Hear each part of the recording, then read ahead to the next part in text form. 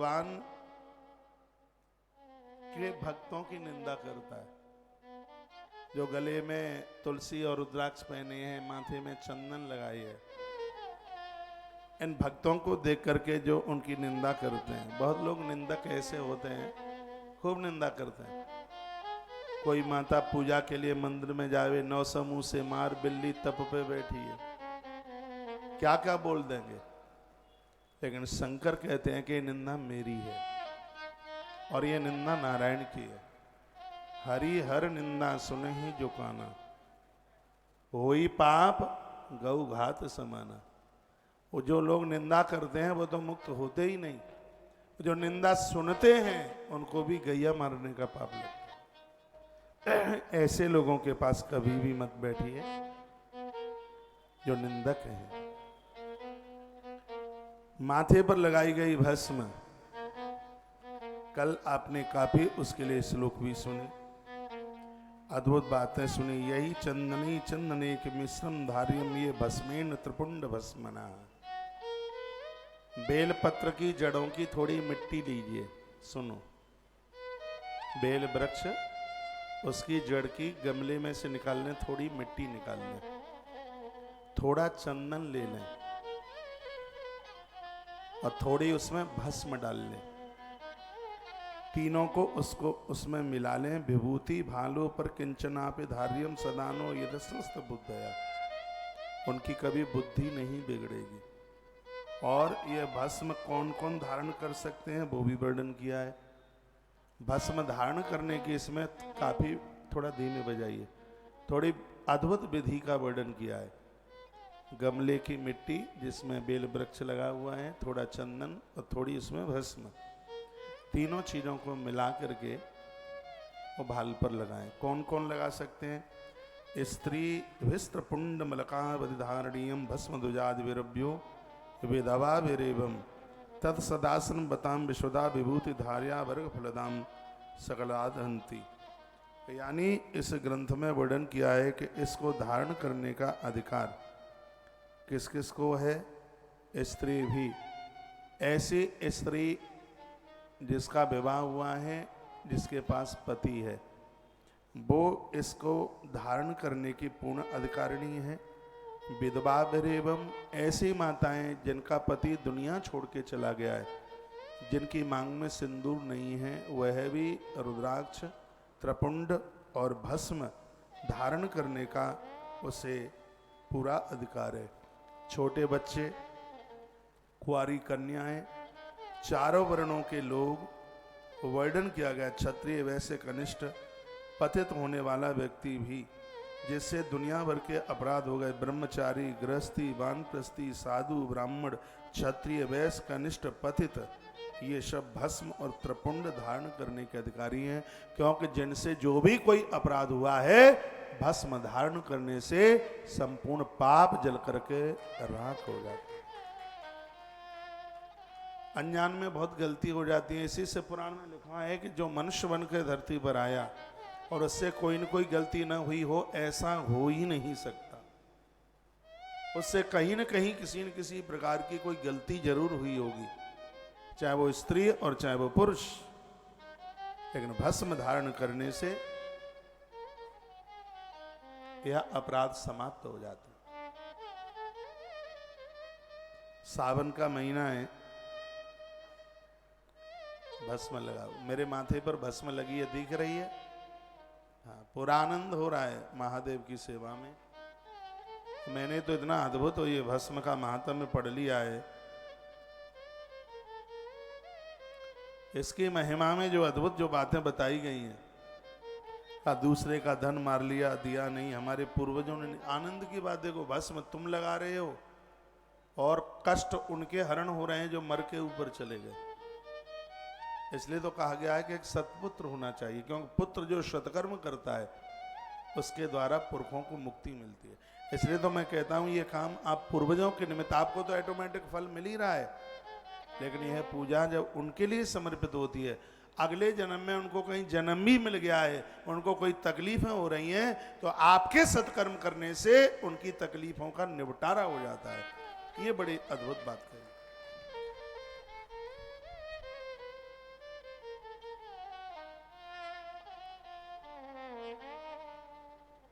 आप ठीक से सुन रहे हैं? एक बात का आग्रह पूर्वक मैं आपको निवेदन कर दूं। वो बात यह है कि जीवन में बड़े बड़े पुण्य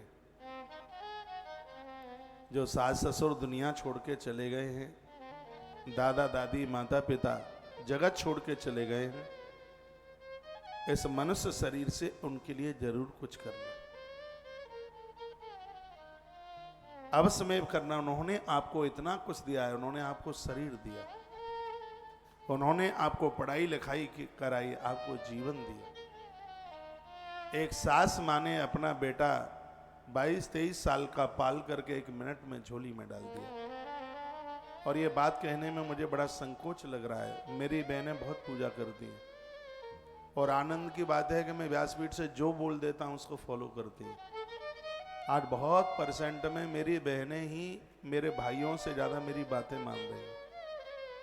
उन्होंने अपने घर का परिवर्तन कर दिया। इन सब चीज़ों में बड़ा जोर, बहुत परिवर्तन हुआ है, लेकिन सास माँ के साथ अभी भी 9 और 6 का ही आंकड़ा है। ऐसा क्यों? एक पत्नी का कर्तव्य बनता है कि अपने पति को टेंशन मुक्त कर दे। एक पुत्र का कर्तव्य बनता है कि वह अपने पिता को निश्चिंत कर दे, टेंशन मुक्त कर दे। और एक शिष्य का कर्तव्य, ओए पहलवान,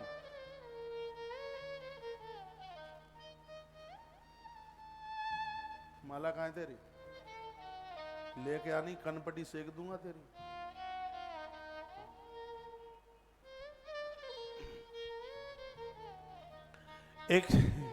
एक शिष्य का कर्तव्य बनता है, ऐसे बैठा ही हूं,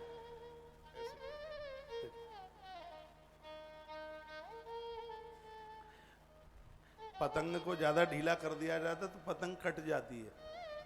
उड़ाई होगी अपनी पतंग। घोड़े को ज्यादा ढीला छोड़ देंगे तो गड़बड़ करेगा। इनको बड़ा संभालने की जरूरत है।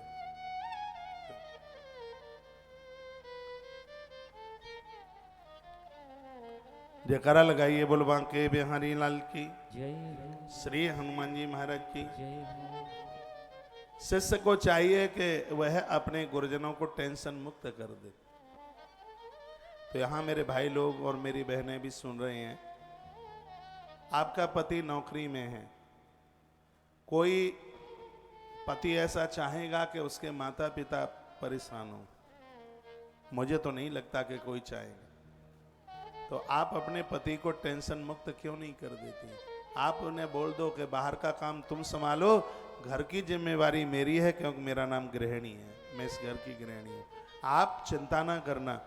आपके माता पिता तब तक थे जब तक आपकी भांबर नहीं पड़ी, विवाह नहीं हुआ। अब आपसे भी ज्यादा आपके माता पिता मेरे माता पिता हैं। आप अपने घर का परिवर्तन देखिए। आपका पति फौजी है, देश की अच्छी सेवा करेगा। आपका पति मास्टर है, बच्चों को अच्छा योग्य बना देगा। वो बेचारा क्लास ले रहा है बच्चों की, उसी समय दे फोन दे मैसेज। अब वो कुछ पढ़ाना भी चाह रहा है तो तुम्हारे मैसेज दे करके इतना टेंशन है कि वो चैप्टर ही भूल जाता है। आप उसे मुक्त करो। आप इन वृद्धों के ऋण से कभी उऋण नहीं हो सकते। एक बात और कहूंगा, मैं यहां से नीचे उतरता हूं, आप बहुत बड़ी संख्या में टूट पड़ते हैं पांव छूने के लिए। मैं भाग्यशाली हूं कि मेरे पांव को स्पर्श करके यदि कोई अपने कल्याण की बात सोच रहा है तो मेरा भाग्य है। इसलिए मैं ऐसे चरित्र में जीऊं कि मेरे पांव से हाथ लगाने पर लोग अपने कल्याण का एहसास कर रहे हों। ये मुझे सोचना चाहिए, विचारना चाहिए। एक बात, हम लोगों के पांव से स्पर्श करके दुनिया यदि मुक्त हो गई होती तो फिर धरती पर कोई दुखी ही नहीं रहता। हम जैसे लोगों के पांव से स्पर्श करने पर उन्हीं लोगों का उद्धार कल्याण होता है जो अपने माता पिता सास ससुर को अपने प्राणों से बढ़कर के समझते हैं। जिनके हृदय में माँ बाबू जी के प्रति आदर नहीं है, न गंगा तार पाएगी। ना चार धाम तार पाएंगे, ना पुराण तार पाएंगे, ना हम जैसे साधारण से लोग भी कुछ भी नहीं कर पाएंगे। आप अपना कल्याण चाहते हैं।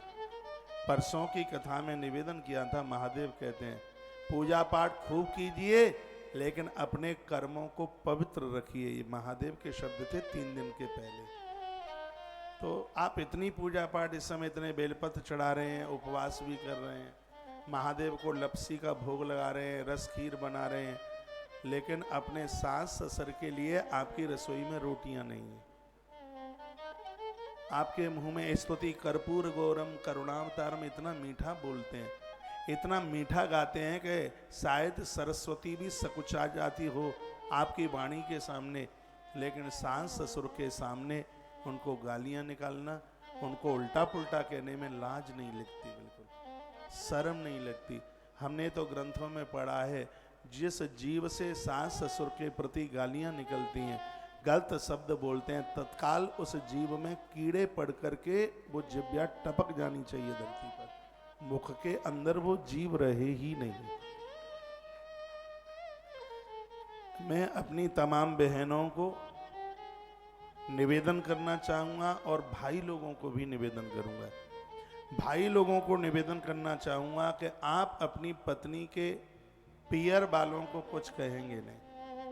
आप भी कमजोर नहीं पड़ते हैं, कहते हैं तेरी माँ ऐसी है, तेरी माँ ऐसी है, तेरी माँ ऐसी है। वो जिस घर में 20 साल की हुई वो नहीं अपनी माँ को इतनी समझ पाई जितना कि आप समझ गए हैं। तेरी भाभी ऐसी है, तेरी माँ ऐसी है, तेरा खानदान ऐसा है। बेचारी वो 22 साल रह के आई, उतना उसको नहीं पता जन्म पत्री जितना कि आपने पढ़ रखी है, और आप इतना कुछ बोल देते हैं। नहीं, एक दूसरे की बेटी तुम्हारे घर की गृहिणी बन के आई है, उसको भी आदर चाहिए, उसे भी मान चाहिए, उसे भी सम्मान चाहिए। और घर में नौकरानी जैसी भी उसको इज्जत नहीं मिलती, ये बिल्कुल ठीक नहीं है। ताली एक हाथ से नहीं, दोनों हाथ से बजती है। दूसरे की बेटी को आप बेटी नहीं, बेटी से ज़्यादा समझिए, ये आपको हाथों के ऊपर रख करके चलेगी। मैं अपने वृद्ध माता पिता को ऐसा कहूँगा, और मैं अपनी बहनों को कहना चाहूँगा, आप सास ससुर को माता पिता नहीं, इनको माता पिता से ज़्यादा समझिए, तो इससे महापुराण की कथा कल्याण कर देगी, आनंद से भर देगी। जैसे आप देवताओं का भोग लगाते हैं, आप भले ही आप ससुराल में हैं, लेकिन आपका ध्यान आपका अपने मम्मी पापा के ऊपर बहुत होता है। आटा माड़ा, गूंथ दिया, फोन लगा दिया 1 मिनट में, मम्मी कैसे हैं। 4 रोटी उतारी, उसके बाद में फिर कहा मम्मी पापा कैसे हैं। 10 मिनट में जुकाम हो गया, अभी तो 20 मिनट पहले बात ही हुई थी। आप ससुराल में जिस काम में भी आप लगे हैं, आपका ध्यान आपके पियर की तरफ होता है, उसका 1/4 भी ध्यान आपका इन वृद्धों के ऊपर हो जाए। भगवान रुद्र लोक में कम, भगवान आपके घर में ज्यादा होगा। मेरी बात मान ले, फायदे में रहेंगे। मैं तो कोई घाटे की बात करता ही नहीं, मेरी तो हर बात में फायदा है। मैं अपनी संपूर्ण बहनों को, भगनियों को, आप मेरे 27 महीने पुराने श्रोता हैं, बहुत तो मेरे 27 साल के श्रोता हैं, मान ले, नहीं तो आंख में आंसू के अलावा कुछ भी नहीं होगा। उन्हें पूछिए जिनको सास ससुर नहीं है, और रो रो करके कहते हैं हमें भी कहीं सास ससुर की सेवा मिलती। देवर्षि नारद जी ने कहा था कि बेटी के पुण्य होते हैं तब सास ससुर मिलते हैं, बिना पुण्यों के नहीं मिलते। बहुत पुण्य होते हैं तब। और जो बेटियां ससुराल गई हैं, उन्हें सास ससुर नहीं मिले हैं, हर अमावस्या के दिन कढ़ाई चढ़ाकर अपने पूर्वजों के निमित्त कुछ बनाकर ब्राह्मण को जिमाए। सच में सास ससुर के ना होने पर भी उनके होने का एहसास होगा। आपने कॉपी रजिस्टर भर दी हैं 27 महीने में कथा सुनते सुनते। तो एक ये रामायण की चौपाई भी लिख लीजिए, क्योंकि मैं तो बिना प्रमाण के कोई बात नहीं करता। राम जी ने कहा था, जानकी मेरी सेवा करोगी ये धर्म है, मेरे साथ वन में मत जाओ, इन वृद्धों की सेवा करोगी तुम तो तुम्हारे लिए परम धर्म है। राम सीता माई राम की बात मान लेती तो हरण नहीं होता। राम ने कहा था, माता जानकी ने अपनी बातें रखी और जानकी मां रुकी नहीं। राम क्या बोले थे? अयोध्या कांड की चौपाई है।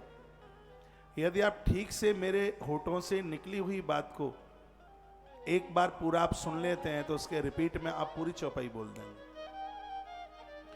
यही ते अधिक धर्म नहीं दूजा, यही ते अधिक धर्म नहीं दूजा, सादर सासो ससुर पद पूजा, सादर सासो ससुर पद पूजा।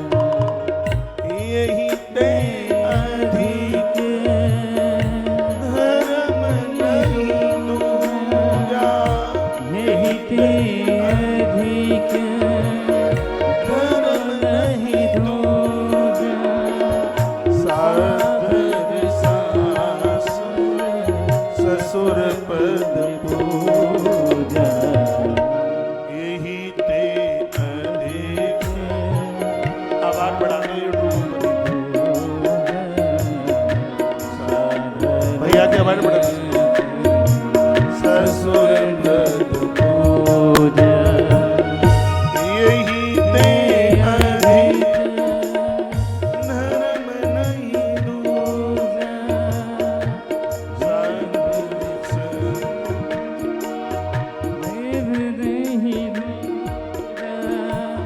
यही सासु ससुर पद पूजा, यही ते अधिक धर्म नहीं दूजा, सादर सासु ससुर पद पूजा। इससे बड़ा धरती पर नारी के लिए धर्म नहीं है, वो श्रद्धा से अपने वृद्ध सासु ससुर की सेवा करे, उनका ध्यान रखे। वो वृद्ध हैं, उन्होंने एक बेटे को जन्म इसलिए दिया था कि बच्चा गृहस्थ को स्वीकार करेगा, घर में पुत्र वधू आएगी जो वृद्धा अवस्था में हमारा ख्याल रखेगी। उन्होंने भी तो एक बेटी को जन्म देके दूसरे घर में भेजकर इस प्रकृति के नियम को पूरा करने के लिए उसने भी किसी वृद्ध और वृद्धा के लिए अपनी बेटी प्रकृति को सौंप दी। तो उसका रिजल्ट, उसका परिणाम उसको भी तो हासिल होना चाहिए। उसके घर में कोई बेटी आती है तो उस बेटी का दायित्व तो बनता है कि अपने घर में वृद्ध जनों का पूरा ध्यान रखे।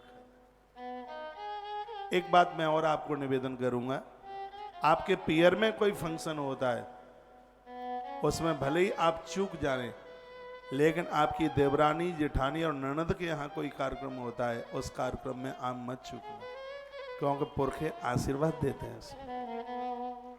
इनसे बोलचाल बंद मत करना। जेठानी माँ नहीं, माँ से ऊपर होती है। देवरानी बेटी नहीं, बेटी से ज्यादा होती है। ननद बहुत पूज्य है। 100 यज्ञ करने से भी उतना पुण्य नहीं मिलता जितना कि ननद का आदर सम्मान करने से जो पुण्य प्राप्त होता है, उसके चरण छूकर आशीर्वाद लेने से जो मिलता है। लेकिन ननद को भी चाहिए कि भाभी की ज्यादा चुगली अपनी मैयों से ना करती रहा करे। मम्मी ये तो ऐसी है, पाम फेरो आ गई है, ऐसी है, अब तुम इंतजार करो ससुराल तुम कैसे निभाओगी, ऐसी है, पता नहीं क्या क्या बोलती रहती है। ननद का अर्थ है जो भाभी को आनंद दे। उसकी चुगली करे अपने भैया से और मैया से तो ठीक नहीं है। वो भाभी का अर्थ है जो अपनी ननद की भावी मुसीबतों को काटे। भगवान ऐसा किसी के संग ना करे। इससे महापुराण में कथा आती आगे उपमन्यु की, जिसे ब्राह्मणों में उपमन्यु गोत्र चला है, आगे मैं सुनाऊंगा वह कथा। भगवान ऐसा किसी के साथ ना करे और किसी बहन की ससुराल छूट जाए, चाहे पति के ना होने पर या पति से नहीं बनती है तो छूट जाता है घर और वह अपने पियर में आकर के रहती है। और उनके लिए पियर में उस बहन को गुजारा करना बड़ा मुश्किल होता है। मैं बहुत आग्रह पूर्वक निवेदन करूंगा, यदि मेरी किसी बहन को ऐसी कोई दिक्कत परेशानी हुई है, वो पियर में रह रही है, तो उसकी भाभी को चाहिए वो अपनी ननद को साधारण स्त्री नहीं ये समझ ले कि साक्षात दुर्गा भगवती हमारे घर में रह रही है। अपने बच्चों का करने में भूल जाना, लेकिन उसका ख्याल रखना ना भूलना, उसका ख्याल रखना। पुण्य देखिए, धर्म देखिए, आपका धर्म कैसे ऊपर जाता है।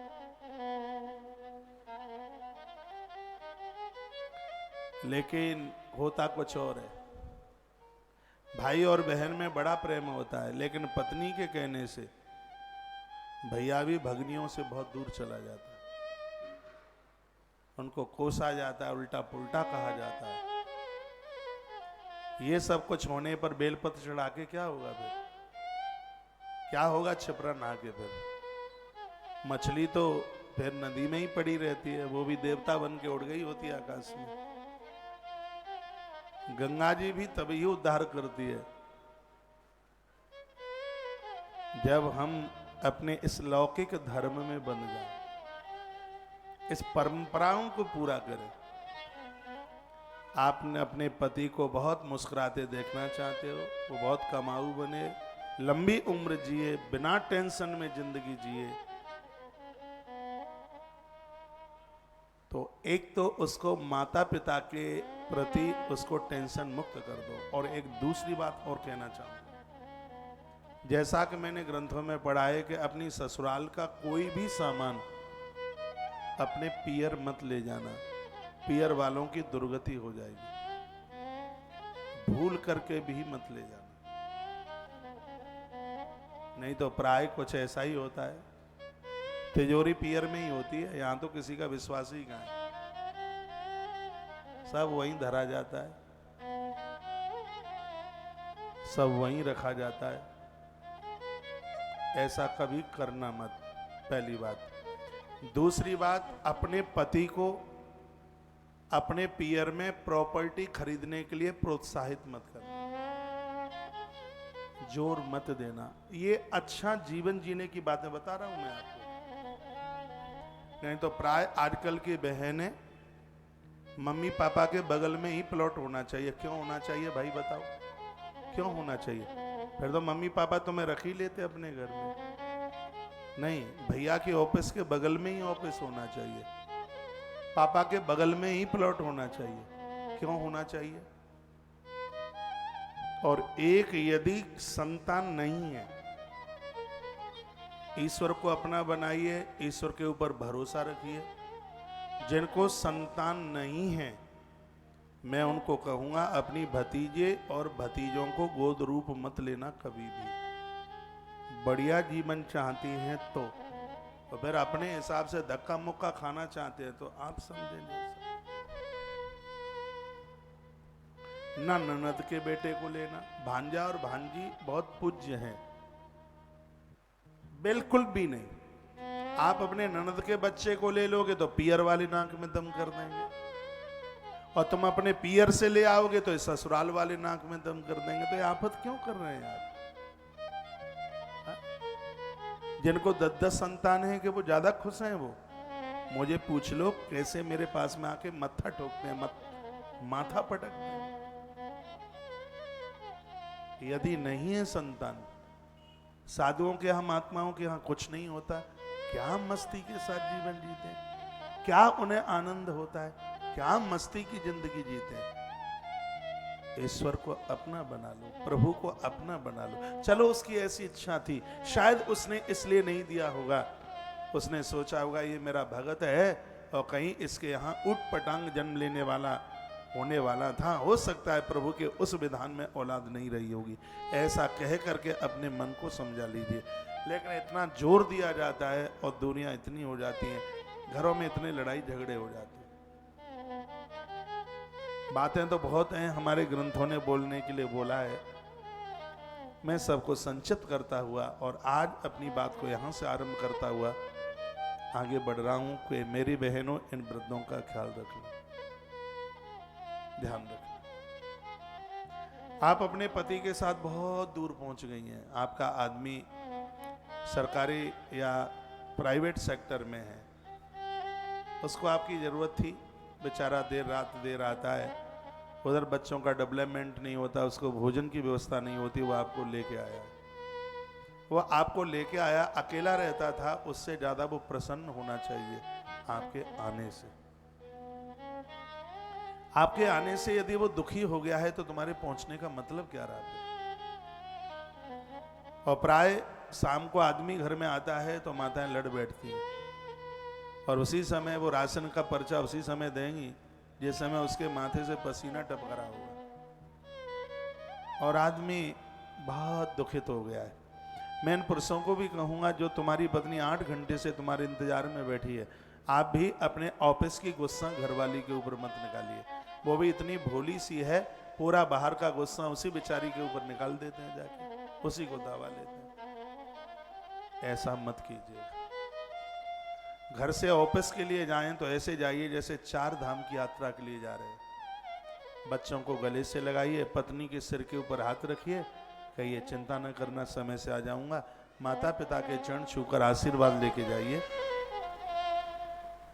और जिस समय घर में प्रवेश करो तो ऐसे घर में प्रवेश कीजिए जैसे महाकाल की आरती के बाद में लोग अपने घर में जाके प्रवेश करते हैं। वो उत्साह होना चाहिए, वह सकून, वह प्रसन्नता होनी चाहिए, लेकिन ऐसा होता नहीं। ऐसा करिए तो मुझे विश्वास है कि मेरी बहनें मेरी बहुत बात मानती हैं, तो मेरी इस बात को भी मानेंगी, वह अपने घर में वृद्धों को आदर देंगे। ये दिक्कत क्या है, यूट्यूब पे आवाज नहीं होती बिल्कुल, 100 मैसेज एक साथ,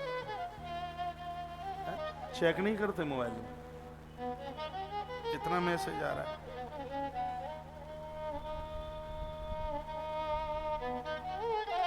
बोल बांके बिहारी लाल की जय श्री हनुमान जी महाराज की जय। जय जय श्री राधे, जय जय जय जय श्री राधे श्याम। फिर देखिए घर में जिंदगी जीने में कितना आनंद आता है, कितना बढ़िया लगेगा। वृद्धों को भी कहूंगा कि बहुओं को बेटी नहीं बेटी से ज्यादा माने, और बहनों को भी कहूंगा अपने सास ससुर को माता पिता नहीं माता पिता से ज्यादा माने। ये तो अभी आपको लग रहा है कि मेरे मम्मी पापा हमें रख लेंगे, तुम्हारे मम्मी पापा 10 हाथी रख सकते हैं लेकिन तुम्हें नहीं रख सकते। तुम्हें रख लेते तो हाथ पीले ही क्यों करते? क्यों नहीं रख सकते, इसके लिए मेरे पास बड़े प्रमाण हैं। बेटियों को इतना जल्दी ससुराल क्यों भेज दिया जाता था? पहले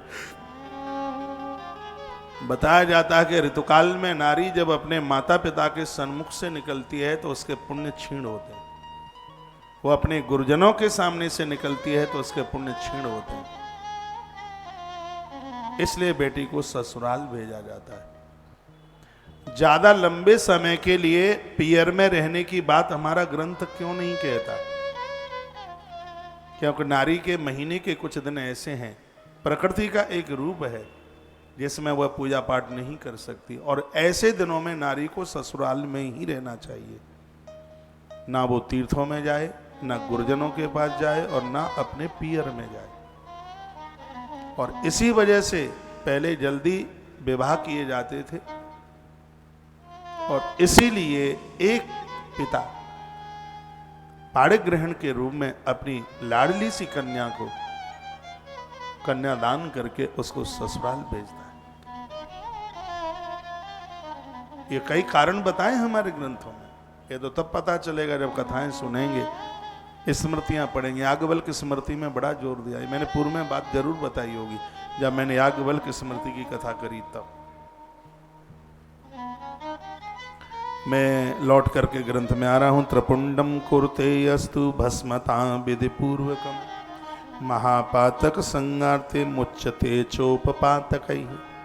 विधि पूर्वक जो त्रिपुंड माथे पर स्त्री पुरुष धारण करते हैं उनके महापातक समाप्त हो जाते हैं। त्रिपुंड में 2 ही उंगलियां यूज में की जाती हैं, एक है मध्यमा और एक है अनामिका। वर्णन है इसमें, मध्यमा है यह वाली और अनामिका यह वाली। और त्रिपुंड कहाँ से कहाँ तक लगाया जाता है? जहाँ से भ्रुकुटी, जहाँ से ये शुरू होती है और जहाँ तक पूरी होती है, यहाँ से लेकर के जहाँ तक ये जो ऊपर इसको भ्रुकुटी बोलते हैं, जहाँ ये काले बाल होते हैं, जहाँ तक ये होते हैं, यहीं से त्रिपुंड शुरू होता है और जहाँ तक दूसरी आंख के ऊपर भ्रुकुटी, जहाँ ये पूरी होती है और यह त्रिपुंड वहाँ तक ही लगाया जाता है। 3 धार, इसमें 3 रेखाएं होती हैं। कहीं तो लिखा है कि ब्रह्मा, विष्णु और महादेव तीनों का रूप है, लेकिन शिव महापुराण में लिखा है कि इसमें जो ऊपर की जो सबसे पहली वाली रेखा है उसको महेश्वर का रूप दिया है। साक्षात वो महेश्वर के रूप में है। और इसमें जो एक और रेखा है वो साक्षात शिव के रूप में है, और जो एक और रेखा है वो साक्षात भगवान रुद्र देवता के रूप में है। अंदर जो बिंदी रखी जाती है वो आदि शक्ति के रूप में है। इस प्रकार से त्रिपुंड की बात। तीर्थानी लोकेस्मिन् गंगायाम सृतश्च वै, जो लोग त्रिपुंड धारण करते हैं, भस्म लगाते हैं, उनको संपूर्ण तीर्थों में, नदियों में स्नान करने का तत्काल फल प्राप्त हो जाता है। इतनी बड़ी महिमा भस्म धारण करने की है, त्रिपुंड लगाने की। तीर्थानी, संपूर्ण तीर्थों में भ्रमण करने का उन्हें पुण्य मिल जाता है। स्नातो भूत सर्वत्र ललाटे तु त्रिपुंडकम, स्नान करने से जो फल प्राप्त होता है, त्रिपुंड भस्म धारण करने से वही फल प्राप्त हो जाता है। सप्तकोटि महामंत्र वर्णन है कि जो जीवन में तिलक, रोली, चंदन लगाते रहे हैं, 7 करोड़ मंत्र जपने से जितना फल प्राप्त होता है, देवी देवताओं का चंदन माथे पर लगाने से उतने फल की प्राप्ति हो जाती है। आप जिस भी संप्रदाय में आप जी रहे हैं, आप खड़ा तिलक लगाएं, चाहे तिरछा त्रिपुंड लगाएं, भस्म लगाएं, इसको लगाने से 7 करोड़ मंत्र जपने से जितना फल प्राप्त होता है, उतने फल की प्राप्ति होती है। और आनंद की बात यह है कि इसमें स्त्री और पुरुष दोनों के लिए बात बताई गई। दोनों ही ललाट बड़े अच्छे लगते हैं जब उस पर चंदन, रोली, तिलक भाल पर होता है। माताओं के लिए भी खुली इजाजत है इसमें लगाने के लिए, माथे बड़े अच्छे लगते हैं। साउथ में बहुत चलता है माताएं, और ऐसा नहीं है गृहस्थ में नारी जो जीवन जी रही है वो नहीं लगा सकती है। बांके बिहारी जी के मंदिर से देवियां निकलती हैं, माथे के ऊपर ऐसे चंदन लगा हुआ होता है, भले ही वो अग्रवाल हैं, माहेश्वरी हैं या कोई छत्याणी माता है, लेकिन जब मंदिर से वो निकलती हैं तो ऐसा लगता है कि पंडितानी निकल के आई है मंदिर से, बिल्कुल ऐसा लगता है। भाल इतने सुंदर लगते हैं, इतना बढ़िया लगता है। तो यह थोड़ा आदत में डालिए। और एक बात और मैं आपको बताऊं, बिना रोली, तिलक, चंदन लगाए हुए भगवान की गई पूजा निष्फल चली जाती है। जैसे धुआं वाली आग में कनस्तर घी का छोड़ दिया, उसका कुछ नहीं मिलता। इसलिए पूजा में जब बैठे हैं तब भाल के ऊपर चंदन, रोली, तिलक जो भी कुछ आप लगाते हैं वो लगाना ही होता है। पूजा का महत्व तब ही बढ़ता है, तभी बढ़ता है। एक बार जयकारा लगाएं, बोल बांके बिहारी लाल की जय। हमने तो बहुत बातें पढ़ी हैं। जैसे एक नारी स्नान करके आई, वो मंदिर में पूजा में तभी बैठ सकती है जब उसके भाल के ऊपर बिंदी लगी हुई है। लेकिन आजकल बिंदी माथे पर कम होती है, बास्पेसन के ऊपर की दीवार के ऊपर ज़्यादा, टाइल्स के ऊपर चिपकी होती है बिंदी, शीशे के ऊपर लगी हुई होती है, भाल पर बिंदी होती नहीं है। हमने किसी को पूछा, दीदी आपके भाल पर बिंदी नहीं है, तो बोलती है कि बिंदी का मैच नहीं मिला, साड़ी हरे रंग की थी और बिंदी लाल थी, मैच मिल नहीं रहा था इसलिए नहीं लगाई। क्या सुहाग में भी मैच मिलाया जाता है? तो रंग तो पति से भी नहीं मिलता, पत्नी से भी नहीं मिलता, तो फिर कह दो दूर दूर दूर दूर मैच नहीं मिल रहा है, ऐसे भी तो बोल सकते हो। फिर तो पहले यहां से लेकर के यहां तक सिंदूर लगाया जाए। अब बिहार प्रदेश में तो आज भी ऐसे ही लगता है। सिंदूर की कितनी बड़ी महिमा है। राम जी ने दरबार में हनुमान को कहा कि अपनी मां को बुला के ले आ। तो हनुमान नाटक में कथा थी, तो हनुमान जी गए, सो देखा मैया मांग में सिंदूर भर रही थी। हनुमान ने कहा, मां ये क्या है? कहा ये सिंदूर है, आपने ऐसे क्यों लगा लिया है? हनुमान को तो पता ही नहीं था। हनुमान जी ने कहा, इससे तुम्हारे प्रभु की उम्र बढ़ती है। सिंदूर लगाने से उम्र बढ़ती है? हाँ। मैया चलने लगी उधर, डिबिया में जितना भी सिंदूर रखा था हनुमान जी ने पूरी देह के ऊपर पोत लिया उसे। हनुमान जी दरबार में पहुंचे, राम जी ने कहा हनुमान ये क्या है? हनुमान ने कहा माँ ने कहा था, माँ ने एक लकीर सी लगाई तो मैया ने कहा कि इससे उम्र बढ़ती है, तो मैंने पूरे देह में पोत लिया कि भगवान धरती छोड़ के ही न जाए। प्रभु मैंने पूरे शरीर में, राम रो पड़े और राम जी ने कहा हनुमान आज मैं यह वरदान देता हूं, और वो वरदान तुझसे जुड़ा हुआ है। एक तो सिंदूर तुझे बहुत प्रिय होगा, और एक दूसरा वरदान यह है जानकी के इस महात्म्य को कोई सुने नारी और अपने पति के लिए जो भाल में जो सिंदूर लगाएगी उसकी कदर समझेगी, उसका मान समझेगी, तो उसके सिंदूर के लगाने से उसके पति की उम्र बढ़ेगी, आयु बढ़ेगी। आजकल तो इतना लगा लिया जाता है बगल में कोई देख न ले, हल्का सा लगा लेंगे, इतना सा यूं इतना सा नहीं। इन सब चीजों को आदर मिलना चाहिए। पूजा में बैठे भाल पर बिंदी लगा के उसके ऊपर चंदन लगाइए, त्रिपुंड लगाइए, भस्म लगाइए, करके तो देखें आप, आपको कितना सकून मिलेगा, बहुत संतुष्टि मिलेगी, आपको बहुत अच्छा लगेगा। गले में तुलसी जो कंठी कंठ को छूती है, एक मन का जो गले में पहना जाता है सूतक पातक में, ऋतुकाल धर्म में भी उसको उतारने की जरूरत नहीं होती, तो 24 घंटे गले में कंठ में पड़ा रहे, सूतक पातक में भी पड़ा रहे, वो कभी अपवित्र नहीं होता। एक मनके का इतना प्रभाव है। और कंठी तो कंठ को चिपटी हुई तुलसी कंठी, यह हो गए। आप त्रिपुंड की महिमा, सर्व तीर्थेषु यत् पुण्यम सर्व तीर्थेषु यत् फलम तत्फलम समाप्नोति भस्म स्नान करू नर। संपूर्ण तीर्थों में स्नान करने से, संपूर्ण तीर्थ यात्रा करने से जितना पुण्य प्राप्त होता है वो है फल भगवान को भस्म चढ़ाने से और अपने माथे पर भस्म लगाने से उतने फल की प्राप्ति हो जाती है। आज आरंभ में जितनी भी बातें कही गई हैं वो पूरी ध्यान रखना। आज मेरा प्रवचन आधा घंटे से ज्यादा सास ससुर की सेवा पर चल गया, तभी भस्म उद्धार करेगी, तभी त्रिपुंड उद्धार करेगा, तभी कथाएं उद्धार करेंगी। हाँ नहीं तो एक डिब्बा राख ले आओ पोत करके माथे पर, कल्याण हो जाएगा, नहीं। घर में वृद्धों का ध्यान रखना। और बड़ी अद्भुत बात व्यासपीठ से कही गई, इन पुरुषों को टेंशन मुक्त कर दो। देखो एक बात अभी मैंने बोली थी कि इस भ्रकुटी से लेकर के यहां तक त्रिपुंड या भस्म लगाई जाए, यह बात विद्येश्वर संहिता श्री शिव महापुराण अध्याय नंबर 24 के श्लोक नंबर 85 में चर्चा की गई है। भ्रोर मध्य समारभ्य यावदंतो भवे ध्रुवो तावत प्रमाणम संधार्य ललाटे च त्रिपुंडकम।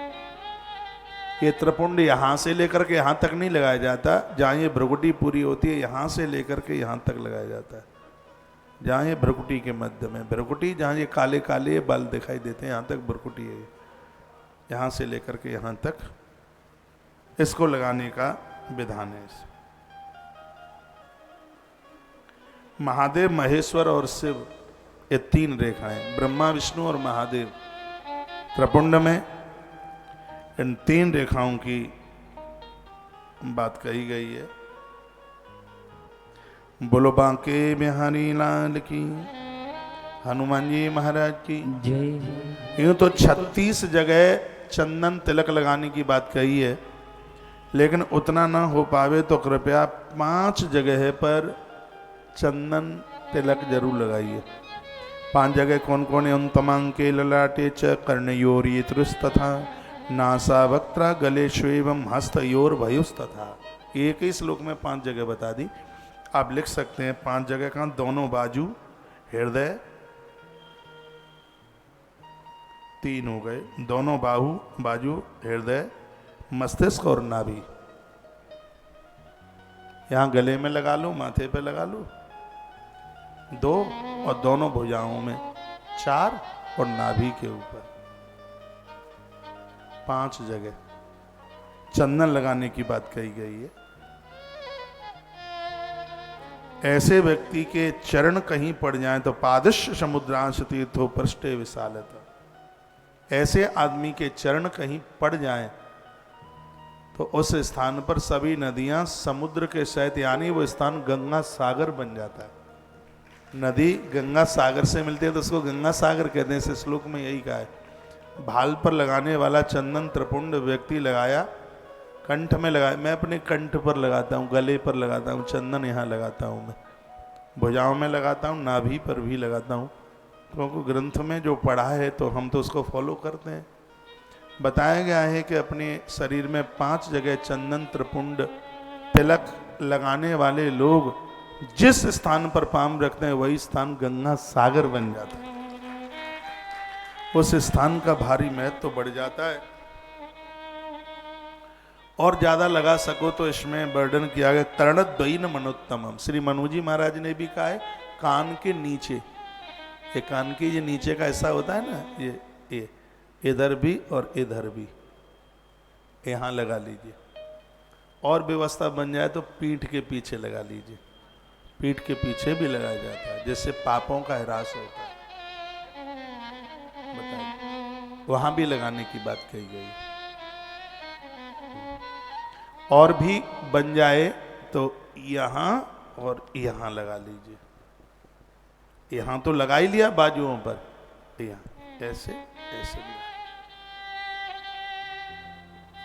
तो ये बड़ी अद्भुत बात कही गई है, आनंद हो गया। मस्तकम बाहु हृदय नाभिर हरे बचह पंच स्थान मूढ़ानु धरणे भस्म विजंजना। बहुत ज्यादा न लगा पाए तो 5 जगह है, जरूर लगाइए। फिर वर्णन किया त्रिनेत्रम त्रिगुणा धारम प्रदेव जनकम शिवम स्मन नमः शिवायति ललाटे। कुछ भी नहीं आता तो ओम ओम कह करके लगा लीजिएगा। पैसे त्र्यंबकम जयामहि सुगंधिम पुष्टिवर्धनम उर्वारुकम विबंधनात् मृत्योर्मुक्षीयमामृतात्। इसमें लिखा है कि वेद के इस मंत्र के द्वारा भस्म धारण की जाती है।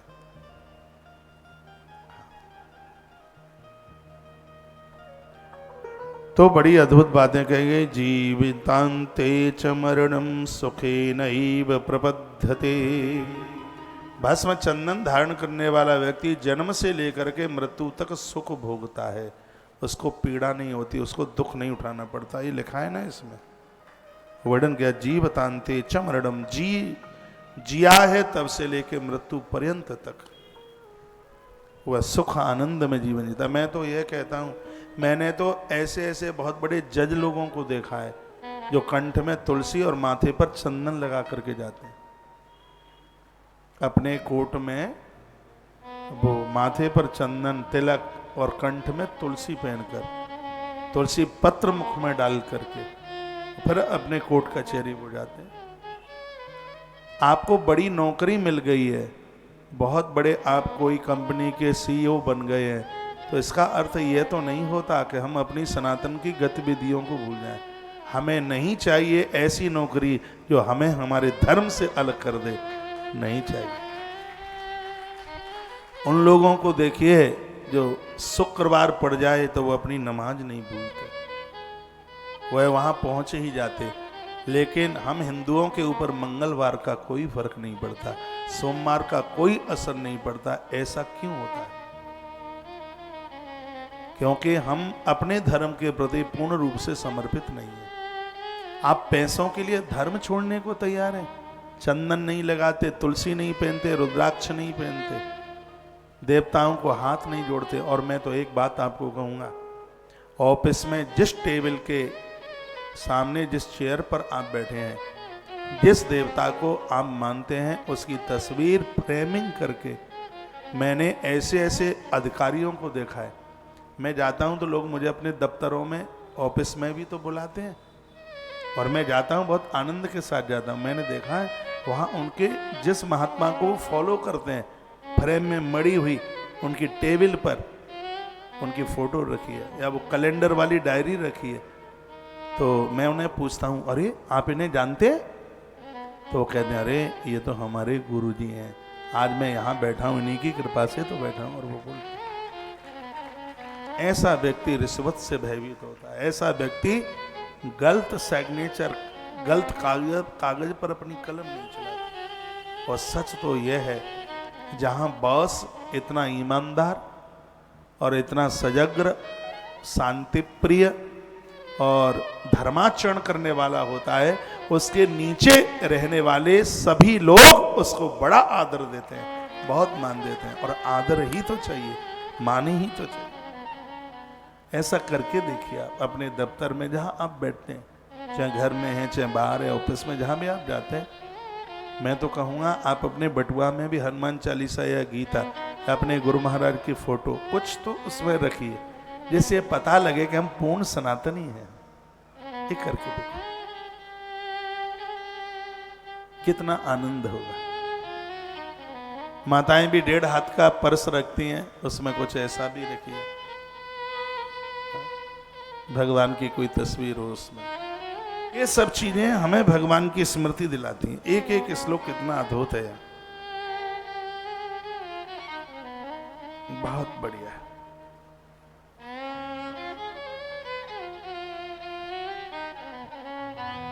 इससे भगवान की स्मृति बनी रहे, ऐसा हम कार्य करें।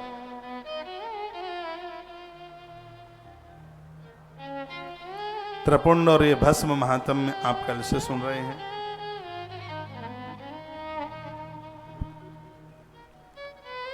जो कि अपने आप में बड़ी अद्भुत कथा। अब मैं आपको और एक बड़ी अद्भुत कथा की तरफ लेके चल रहा हूं, जिसका नाम है बिल्व महात्म्य।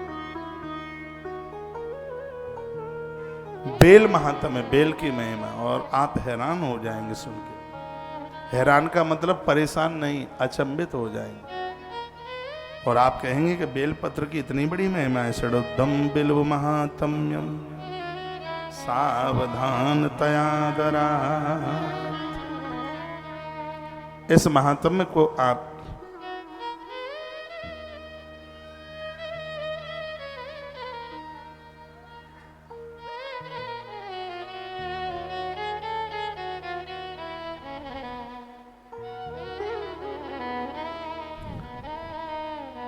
मेरे पास में एक मैसेज आया है, और मैं अपनी बहनों का इतना आदर करता हूं, तालियां बजाइए।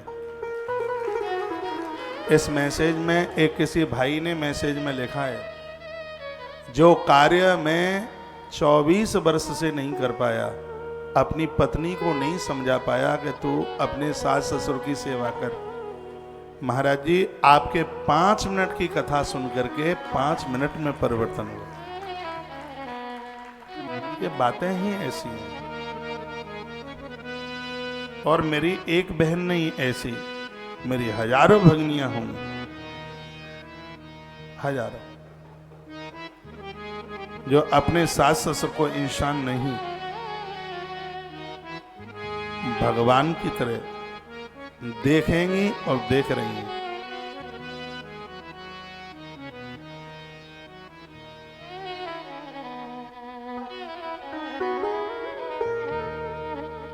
आइए 2 पंक्तियों के साथ में मैं आगे चलता हुआ और फिर कथा के प्रसंगों को, बिल्व महात्म्य और रुद्राक्ष महात्म्य आज की प्रमुख कथा है, छोड़ मत देना बिल्कुल। तो जे शंकर कहूं या शंभु या कहूं नांदिया वाला, तेरी रमी विभूति तन पे कांधे पे है, विषधर काला। ओम हरिओम हरिओम हरिओम हरिओम। आइए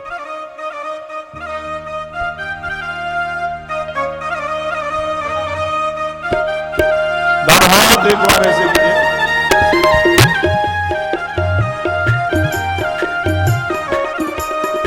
शंकर कहो ये शंभो या कहो नादी वाला, तुझे शंकर कहो या शंभो या कहो नादी वाला, तेरे अमी भभूति तन पे कांधे पे विषधर काला, तेरे रमे भभूति तन पे कांधे पे विषधर काला, तुझे शंकर कहो या शंभो, या कहो नादिए वाला, तेरी रमे भभूति तन पे, कांधे पे विषधर प्याला।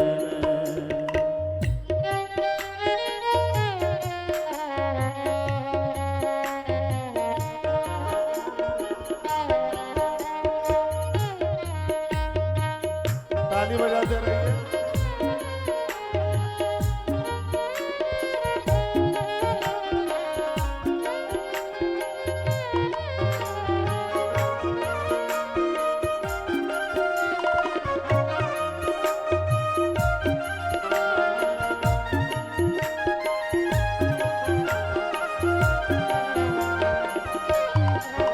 गंगाधर नाम तुम्हारा, केशों में गंगा बहती, यो तरण तारणी गंगे, सारे जग के दुखड़े धोती। यो तरण तारणी गंगे, सारे जग के दुखड़े धोती। खुशियों से दामन भरती, जीवन में करे उजाला, तेरे रमे भभूति तन पे, कांधे पे विषधर काला। तुझे शंकर कहो या शंभो, या कहो नादिए वाला, तेरे रमे भभूति तन पे, कांधे पे विषधर काला। हरि ओम हरि ओम हरि ओम हरि ओम हरि ओम हरि ओम हरि ओम हरि ओम।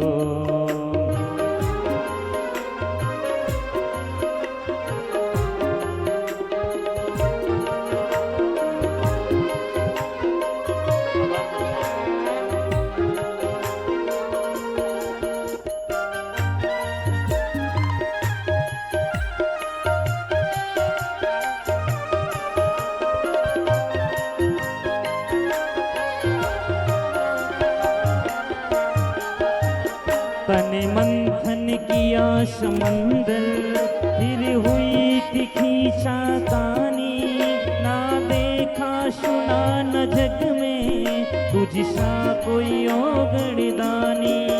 तूने सभी को अमृत बांटा, तूने सभी को अमृत बांटा, खुद काल के घूंट पी डाला, तेरी रमी भभूति तन पे, कांधे पे विषधर काला। तुझे शंकर कहो या शंभो, या कहो नादिए वाला, तेरी रमी भभूति तन पे, कांधे पे विषधर काला। हरि ओम हरि ओम हरि ओम हरि ओम हरि ओम हरि ओम हरि ओम हरि ओम।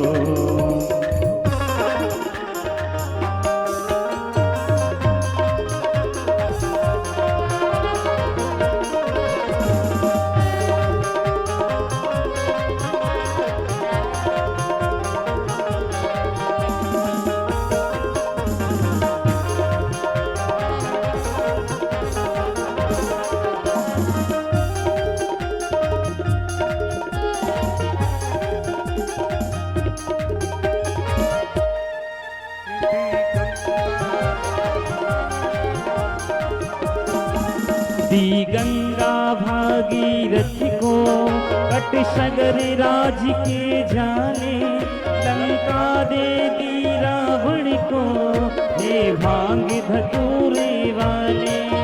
तेरे देखे ढंग निराले, तेरे देखे ढंग निराले, यूं कहते डमरू वाला, तेरी रमी भभूति तन पे, कांधे पे विषधर काला। तेरी रमी भभूति तन पे, कांधे पे विषधर काला। तुझे शंकर कहो या शंभो, या कहो नादिए वाला, तेरी रमी भभूति तन पे, कांधे पे विषधर काला।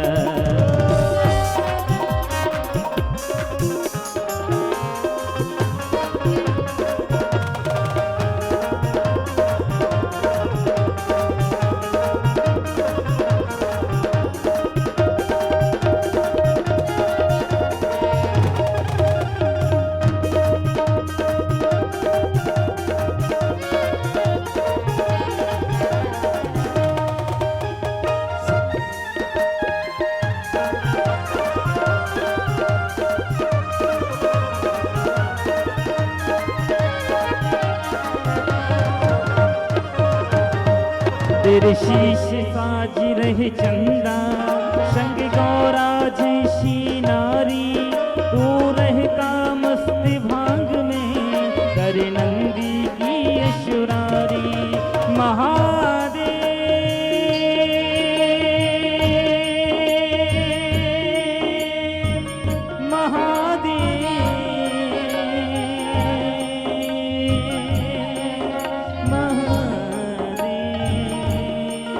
तेरे शीश साज रहे चंदा, रहे संग में गौरा रानी, तू रहता मस्त भांग में, हरे नंदी की अशुआरी।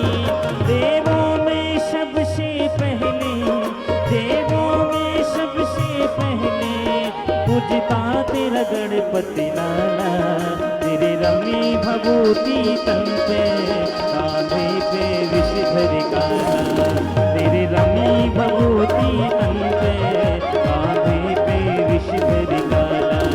तुझे शंकर कहो या शंभु, ना कहो ना दिए वाला। तेरे रमी भभूति तन पे, कांधे पे विषधर काला, कांधे पे विषधर काला। हरि ओम हरि ओम हरि ओम हरि ओम हरि ओम हरि ओम हरि ओम। तेरी रमी भभूति तन पे, कांधे पे विषधर काला। तेरी रमी भभूति तन पे, कांधे पे विषधर काला। तेरे रमी भभूति तन पे, कांधे पे विषधर काला, कांधे पे विषधर काला, कांधे पे विषधर काला, कांधे पे विषधर काला, कांधे पे विषधर काला, कांधे पे विषधर काला, कांधे पे विषधर काला।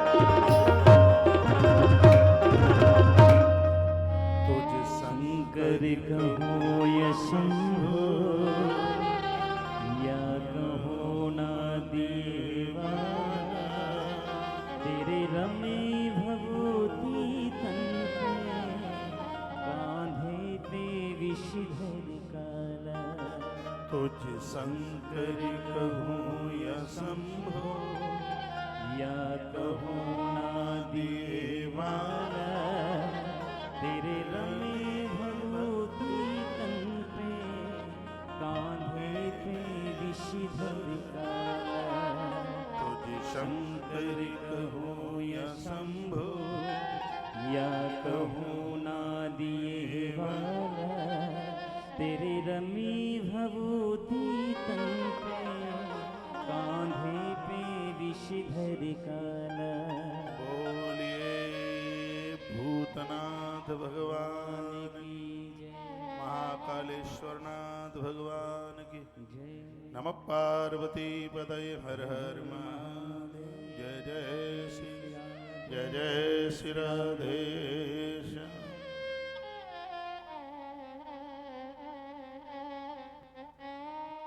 आप बोर तो नहीं हो रहे हैं? आइए बेल पत्र महात्म्य की तरफ चलते हैं। षडोद्धम बिल्व महातव्यम, सावधान तयादरा।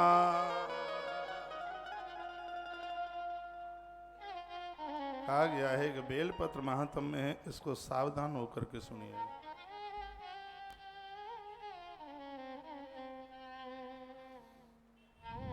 महादेव स्वरूपो ये बिल्वो देवीरपे स्वता, यथा कथयञ्च ते देतस्य महिमा ज्ञायते कथम।